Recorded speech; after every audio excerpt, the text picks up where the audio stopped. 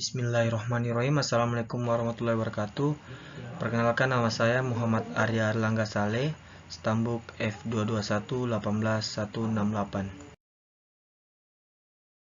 Pada kesempatan kali ini saya akan mempresentasikan hasil tugas saya dari mata kuliah Fenomena Arsitektur Tropis dengan tema Arsitektur Tropis Bangunan Tinggi Kenyang atau High-Rise Tropical Architecture of Kenyang.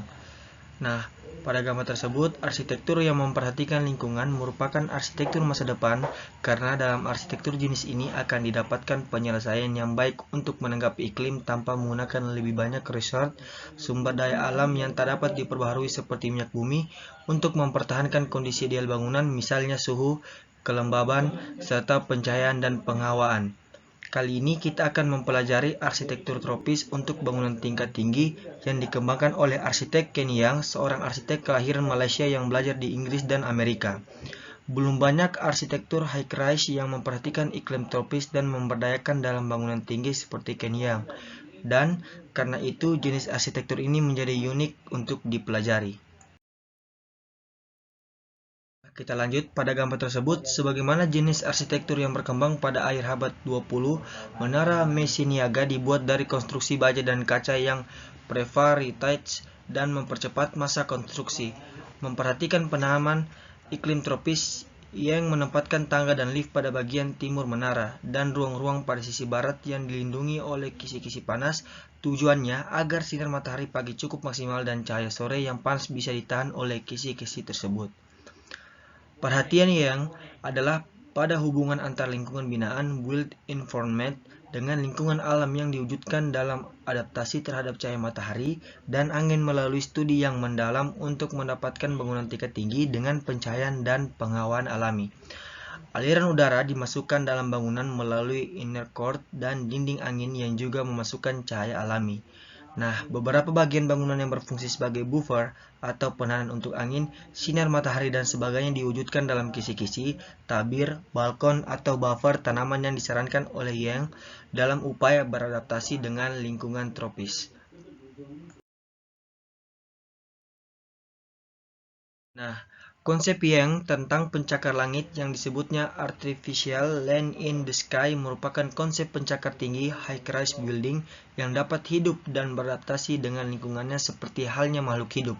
Struktur bangunan berfungsi sebagai bingkai dan lantai-lantainya dapat berfungsi berbeda-beda, seperti menjadi tanaman bermain, mall, kafe, atau yang lainnya. Konsep ini tak ubahnya seperti mendefinisikan lantai-lantai pencakar langit menjadi seperti sebuah lahan kosong yang bisa diisi berbagai fungsi seperti perumahan, taman, serta tempat-tempat komersial pada umumnya. Bangunan akan didesain bukan sebagai sistem terbuka berenergi tinggi yang polutan, tapi sebagai tiruan dari ekosistem urban yang berhubungan dengan input, output, dan operasi di dalam konteks tersebut dan membawa kapasitas ekosistem dalam biosfer. Lingkungan binaan built environment akan berinteraksi dengan lingkungannya dalam hubungan yang lebih organik dan alami, serta mengurangi dampak dari arsitektur yang organik atau artifisial. Hal ini berarti mendefinisikan kembali sistem-sistem dalam bangunan tinggi yang selama ini banyak menggunakan sistem buatan seperti penghawaan buatan atau air conditioning atau AC menjadi penghawaan alami melalui proses-proses yang biasa didapatkan dari alam secara langsung.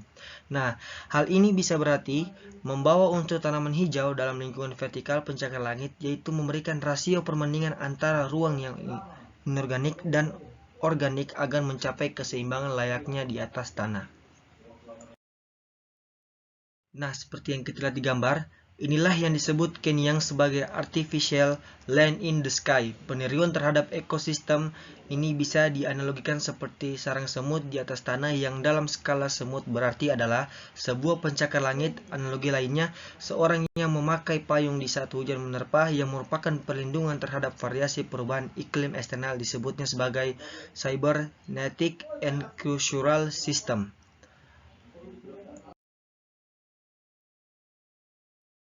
Baik, mungkin hanya itu saja yang saya dapat presentasikan. Semoga bisa bermanfaat. Lebih dan kurangnya mohon dimaafkan. Wabillahi taufiq wal hidayah. Wassalamualaikum warahmatullahi wabarakatuh.